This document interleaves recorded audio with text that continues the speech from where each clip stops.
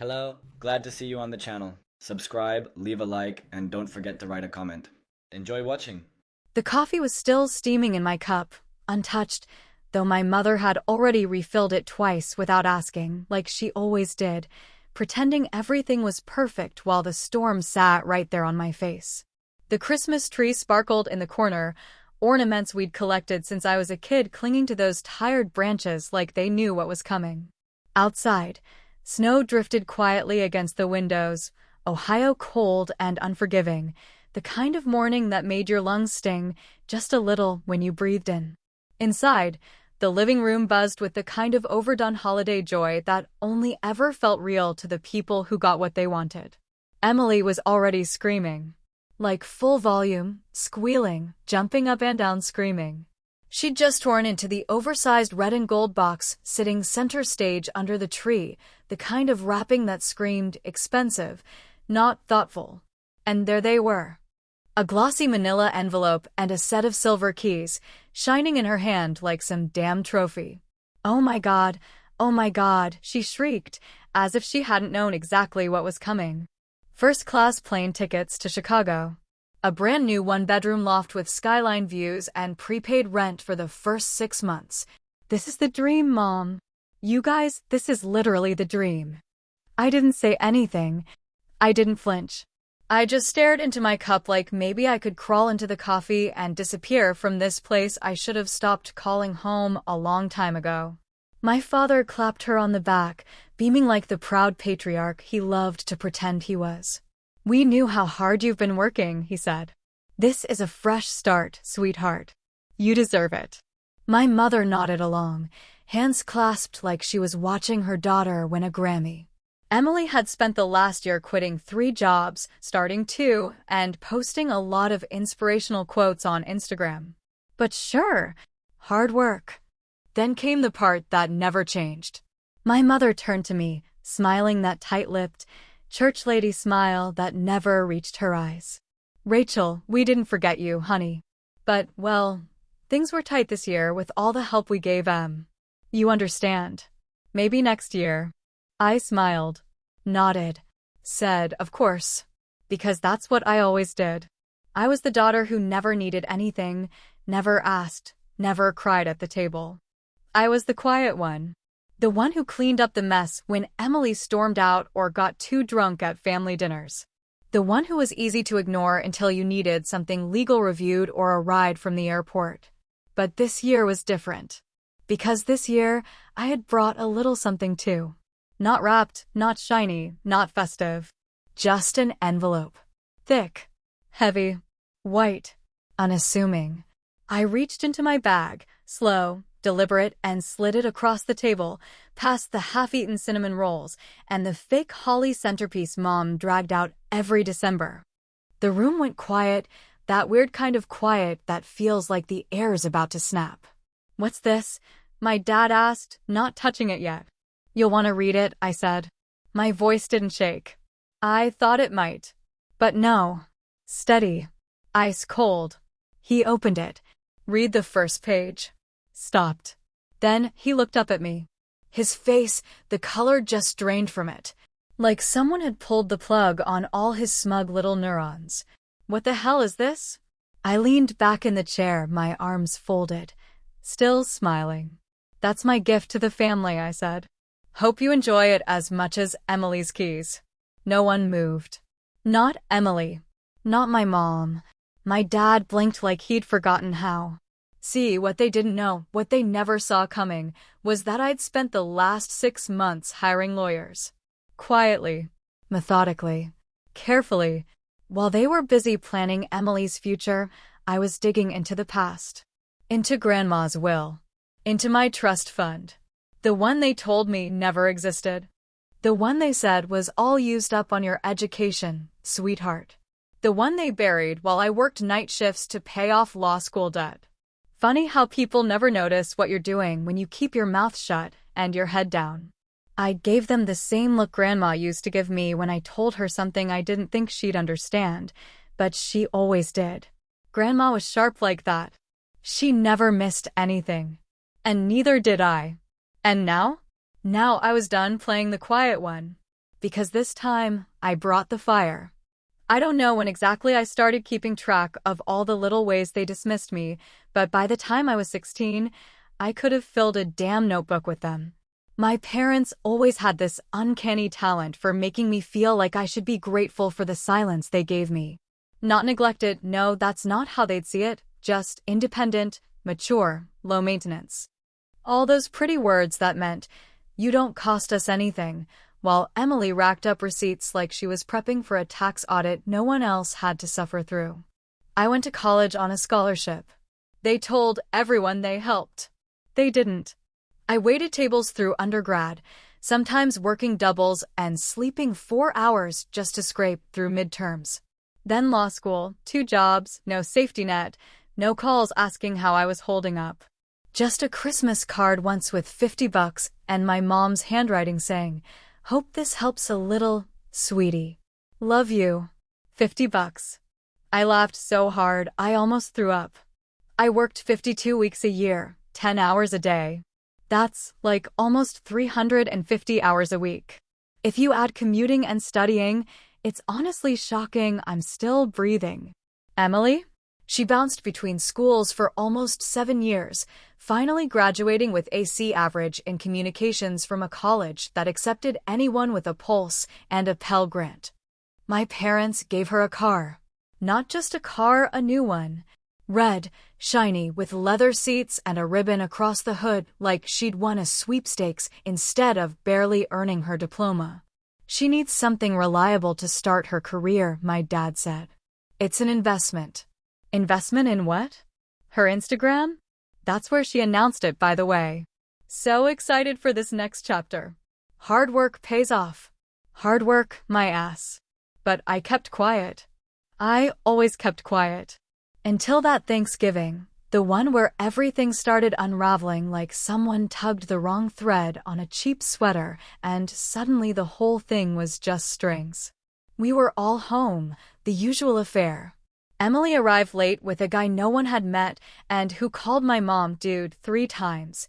I was in the den, trying to find the extension cord for the TV because my father still refused to switch to wireless. I opened the desk drawer looking for it, and there it was. A folder. Nothing dramatic. Not glowing or marked secret like in the movies. Just sitting there. Yellow. Dusty. Unlabeled. I pulled it open and saw my name printed in bold typeface. Rachel E. Marshall, trust account. At first, I thought it was old, something they forgot to give me. Maybe something from when Grandma died. But when I opened it, I found something that made my jaw lock. The trust was active. Not old. Not expired. Not forgotten. It was updated 2 years ago. But on the final page, a note, handwritten, in my father's tidy, precise script, read, "Assets dispersed, beneficiary unreachable." Unreachable? I'd been living in Columbus the whole time. Same number. Same email. Same everything. I felt my stomach roll. It didn't make sense. Unless it did. I took pictures. Every page. Quietly. I didn't say anything, not then. Not during dinner. Not even when my mother said grace and thanked God for our family's honesty and love. That one nearly made me choke on my stuffing. The next week, I hired a lawyer. I told him everything. He took one look at the documents and said, "If this is legit, your father may have committed fraud." 2 weeks later, he called me with news. Not only was the trust real, it was sizable. Grandma had left me a 6-figure inheritance for education, housing, and future personal endeavors. It had never been legally transferred. Someone, we can guess who, had filed a forged expiration notice and moved the money into a secondary family account. They didn't forget. They stole. I stared at the bank records, the signatures, the emails. My dad's email, asking the estate lawyer to handle it quietly. My mom's handwriting on a check stub that went toward Emily's summer abroad in Florence. All of it right there in black and white, like they hadn't even tried to cover their tracks. Like I wasn't real enough to be dangerous. Like I was still the girl who would just take it. And maybe I was. Until I wasn't. Back in the living room, On that Christmas morning, my father sat silent with the folder open before him, his skin turning the kind of pale that doesn't bounce back. My mom leaned forward like she couldn't believe what she was seeing, but I saw something else in her eyes. Recognition. Not surprise. Emily sat with her arms crossed, face twisted in confusion. Then she spoke. Wait, did you say Grandma's trust? Her voice cracked just a little. Like maybe this wasn't the first time she'd heard those words. And, just like that, the match caught fire. Funny how no one ever notices when I'm in the room. It's like I've been living my entire life on the other side of a glass wall, watching the way they move, talk, scheme, lie, and somehow they still think I'm too far away to hear any of it. Or maybe they just never thought I'd understand what they were really saying. But I've always paid attention, even when they assumed I was too quiet to matter. I see the way my mother narrows her eyes when Emily doesn't say thank you fast enough. I hear the way my father's tone shifts when he talks about the smart one and the one who really needs our help. I've heard every version of that phrase since I was old enough to tie my own shoes, and I never once misunderstood what it meant. After Emily's little outburst, that trembling, shocked little, "Did you say Grandma's trust?" the room went as still as a funeral home at midnight. My father looked like he wanted to disappear into the floor, and my mother started rearranging the tinsel centerpiece like it was the damn problem. That was the moment I decided I was done playing nice. I was done making things easier for them. If they wanted a quiet daughter, they should have raised one with fewer receipts. Yeah, I said, loud enough to slice through the fake warmth in the room like a blade. Grandma's trust. The one she left me. The one you both pretended didn't exist so you could fund her Instagram-ready escape from responsibility. Emily's face twisted. What are you talking about? I didn't answer her. I didn't have to, not yet. I turned to my father, who still had the legal packet in his lap, his thumb running over the embossed seal like he could rub the truth away if he just kept stroking it long enough. You think I wouldn't find out? I said, leaning forward so he couldn't avoid my eyes. You really thought you could doctor the paperwork, move the money, and just lie to my face about it? That's the kind of thing people go to jail for, Dad. My mother's voice jumped in then, sharp and desperate. Rachel, that's enough. You're blowing this out of proportion. This is family business. You don't air it like dirty laundry at the table. And that's when I snapped. For the first time in my life, I let the anger, the real, seething, bone-deep rage I'd been burying for years, out into the open. No, I said, standing up so fast my chair rocked behind me. You don't get to hide behind family values when you buried my inheritance and funded your golden child's escape plan with it. You don't get to steal from me and call it love. Emily stood too, wiping under her eyes, voice shaking. Wait, what do you mean my apartment?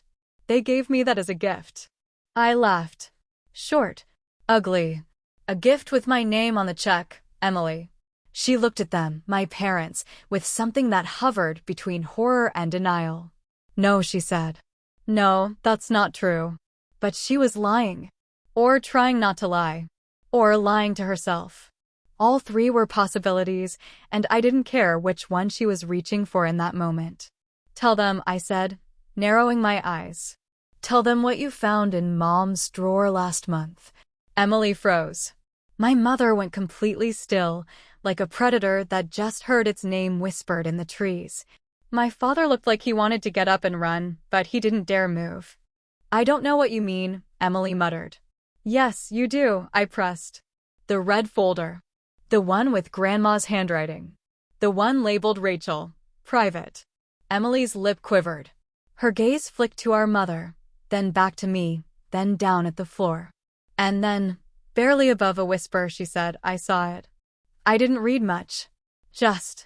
It looked old. I thought maybe it was something personal. I let the silence sit there like a slap. You didn't say anything, I said, my voice flat now. Not angry. Just hollow. You saw a legal document with my name on it, in Mom's drawer, labeled private, and you thought, what? That it was none of your business. Emily opened her mouth. Closed it. Tried again. I didn't know what it was. My mother broke in again, her voice brittle like cracked glass. Rachel, stop this. You're turning this into some kind of courtroom drama. We didn't mean for any of this to happen. I turned to her with the coldest smile I could manage. You didn't mean to steal from your daughter and lie for over 5 years? You didn't mean to reroute funds and forge a signature to make it look like I was unreachable? You didn't mean to lie to my face every time you said you were proud of me? No answer. Just her eyes darting to my father, begging him to step in. He didn't. Because there was nothing left to say that could stop what was already in motion. They stole from me. Then they handed the stolen goods to the only daughter they ever actually cared about. And now? I wasn't giving them a second chance. I was giving them 30 days. There's a silence that doesn't just fill a room, it drapes over it like heavy wool, smothering the air, choking off every word before it can land, and that was the silence we were sitting in after Emily's whisper of a confession cracked the floor beneath all of us. My father sat frozen, like someone had paused the tape of his life mid-sentence, his fingers clenched around the edge of the kitchen table so hard the veins stood out like thick blue cords. My mother stared at a point just above my left shoulder, jaw set tight like she was preparing to chew through steel if she had to. Emily had slumped back into her chair with both hands in her lap, staring at them like they might suddenly explain everything away, like the truth hadn't already started to rip this family in two. And then, right on cue, the spin began. Well, my father said, finally breaking the silence with that infuriating tone he always used when trying to sell something rotten as fresh, this clearly isn't what it looks like. That lawyer must have misunderstood something, or there was a clerical error. It happens all the time. My mother picked it up immediately, like they were dancing the same old routine they'd perfected through decades of polite lies. Rachel, she said, and there it was, the brittle condescension, the soft sigh of a woman who'd rather die than admit fault. You're reading too much into this. Legal documents are complicated. I'm sure there's another explanation. I let out a quiet, humorless laugh, the kind that comes when rage and disbelief collide in your throat and leave no room for mercy. You still think this is about me misunderstanding a form? I asked, pulling my bag back onto my lap with slow, deliberate movements. You really think this is some clerical mishap? They didn't answer, just kept up their wide-eyed innocence like a pair of community theater actors clinging to their final scene. So I gave them a new script. I pulled out the second envelope, a white one, thinner than the last, sealed with wax and stamped by a notary whose signature looked like it belonged on Supreme Court rulings. I held it in my palm for a second before laying it flat in front of them. This, I said, tapping it with a single finger, is your next mistake. My father didn't touch it. My mother leaned forward, but stopped herself, something in her face faltering for just a second. I broke the seal myself and unfolded the letter with the same care you might use when handling something sacred. Because to me it was. My lawyer got this 2 months ago from a secondary estate attorney, I said. A backup, just in case the primary was compromised. Turns out, Grandma had a habit of anticipating disappointment. I started to read it aloud because I wanted every word to pierce them like glass in a blizzard. To my Rachel, the one who sees but does not speak. If you are reading this, then I am gone and what I feared has come to pass. I have left these instructions with someone I trust beyond blood, beyond history, beyond sentiment. The trust is yours and only yours. Your father, my son, has a weakness for control, and I have seen the way he turns silence into shadow. You are not to be overlooked any longer. Take what I left you. Use it well. And know that I saw you, always. By the end, my voice was shaking and I hated that it was. I wanted to be steel in that moment, cold and unbending, but something in the way she'd written those last 3 words hit me square in the chest. I saw you. Not, I loved you, not even, I'm sorry, but I saw you. And maybe that was enough. Maybe that was what I'd needed all along. My hands were trembling slightly as I folded the letter back up, and I saw it, just for a second, in my mother's face. Not fear, not guilt, but something worse. Panic. The realization that this time, There would be no walking it back, no rerouting the story through polite excuses or veiled insults, no scolding me for being too emotional or taking things the wrong way. This time, I had the paper, and the paper didn't lie. Emily's voice broke the silence next, soft but clear. So, what now? It was a question wrapped in 1,000 emotions: confusion, regret, defensiveness, maybe even a hint of guilt. But it wasn't her question to answer, and it damn sure wasn't hers to ask. I looked at her, then my parents, then down at the folder still splayed open on the table like an autopsy report of everything they'd buried. "What now?" I said, the corners of my mouth twitching into a smile that didn't reach my eyes. "Now I take back what was mine." The thing about revenge is that people always imagine it's loud, all broken glass and slammed doors and voices raised so high they split ceilings, but the truth is, the coldest revenge arrives quiet, patient, and fully dressed in Sunday best. It walks in when everyone thinks the show's over, when they've already taken their bows and wiped their tears and poured themselves another drink because they're so sure they've survived the worst. It waits until the laughter's faded and the smugness settles in like dust on a photo frame. Then it clears its throat, steps into the light, and rewrites the final act. They thought the worst was the trust. They thought I'd played my one card and that the rest of the deck was still in their hands, maybe bent at the corners, but intact, still holding aces in their sleeves like they always had. What they didn't know, what no one ever saw coming, was that my grandmother hadn't just left me money. She left me the house. Not in some sentimental, metaphorical sense, not as some emotional, "this will always be your home" line from a Hallmark movie. I mean the house. The walls, the floorboards, the land beneath it, the mortgage, the insurance, every goddamn key. It was all mine. I waited a beat after I said it, after I laid the last set of documents on the table like a dealer delivering the kiss shot, just to watch the weight of it settle into their chests. My father leaned in, blinking at the title page like his brain couldn't make the words line up in a way that made sense. Emily tilted her head like she misheard me. My mother's lips parted, then pressed shut again so tightly I wondered if she could still breathe through her teeth. "Wait," Emily said first, a single syllable trembling out of her like steam escaping a kettle just before it screams. "Wait. Our house." I turned my head slowly toward her, not unkindly, not with malice, but with the weight of someone who's carried a truth so long it's become part of her spine.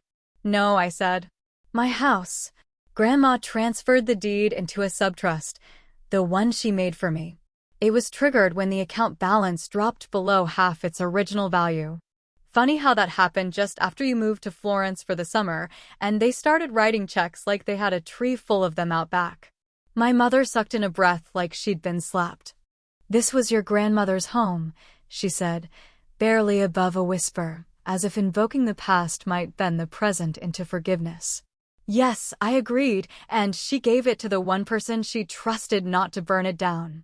I looked at the two of them, these people who raised me, fed me, clothed me, and still somehow managed to treat me like a ghost in their own story, and for the first time in my life, I didn't feel like I owed them anything.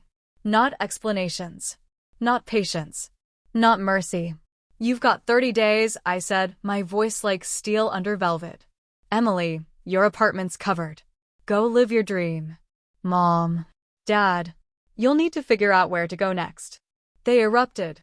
As expected. My father shouting words like ungrateful and betrayal and "how could you?"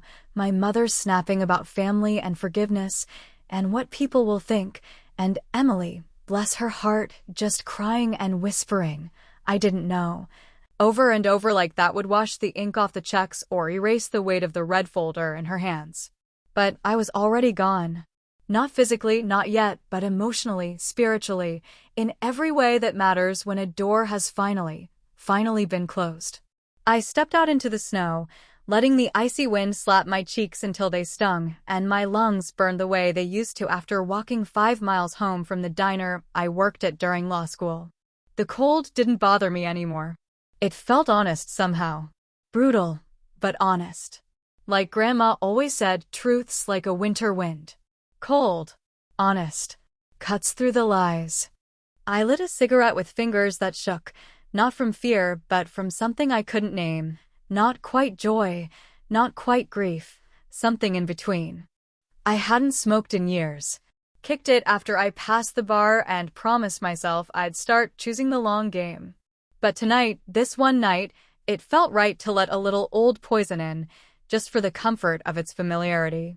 As I stood in the dark, watching the house I technically now owned erupt in a three-person shouting match behind those frosted windows, I realized I didn't feel triumphant. Not exactly. The win wasn't clean. It didn't come with fanfare or the satisfying thud of a gavel. It came with exhaustion. It came with something twisted and tangled and heavy. I reached into my coat pocket and pulled out a small envelope, its seal unbroken, the name Emily written in my grandmother's tight cursive across the front. I'd found it tucked between the pages of the letter, a private message, maybe, or a final truth she wasn't ready to say aloud. I hadn't opened it. Not because I didn't want to, but because something told me it wasn't meant for me. I stared at it for a long moment, wondering what kind of person it would turn Emily into if she ever decided to read it. Then I slid it into the glove box of my car, sat behind the wheel, and stared at the house one last time. Funny thing is, I'm not sure I even want it.